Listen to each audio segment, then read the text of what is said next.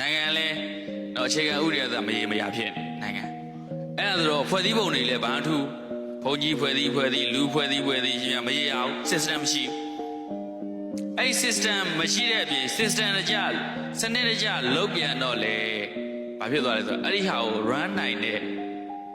source ကမပြည့်ဘုံမှာအဲ့ဒီ system လိုက်ပေါ့ဥက္ကဋ္ဌဆိုဥက္ကဋ္ဌယာတွေနဲ့ထိုက်တန်တဲ့အရေးချင်းစွမ်းဆောင်ရည်ရှိတဲ့သူဒါပြည့်ဖို့မလွယ်ဘူးနော်အတွင်းရေးမှုနဲ့ပြည့်စုံတဲ့စွမ်းဆောင်ရည်ချင်းပြည့်တဲ့သူဒါရဖို့မလွယ်ဘူးမလွယ်တဲ့အခါကျအစင်သိညာလေးကောက်ထည့်ထားတာတော့ဟိုအဖွဲ့လဲဥက္ကဋ္ဌဒီအဖွဲ့လဲဥက္ကဋ္ဌပဲနှစ်ဥက္ကဋ္ဌသုံးဥက္ကဋ္ဌပေါ့ဗျာပြီးရင်ဘယ်လို့အဖွဲ့မှာသူကောင်းကောင်းစောပြည့်ရချပြီးဥဆောင်နိုင်တဲ့ပုဂ္ဂိုလ်မဟုတ်ပြန်ဆိုတော့ဥက္ကဋ္ဌနဲ့အတွင်းရေးမှုနဲ့ကျတော့ဘယ်ဟာအရေးကြီးပြသွားပြန်လဲဆိုတော့ဒါအချင်းများတို့ဘယ်ဟာအရေးကြီးတော့ဘာဖြစ်လို့လဲအော်အမေရိကန်လောက်ကိုင်မြန်မာပြည်ရဲ့ရင်းကိုအချင်းများအသိကိုနေနော်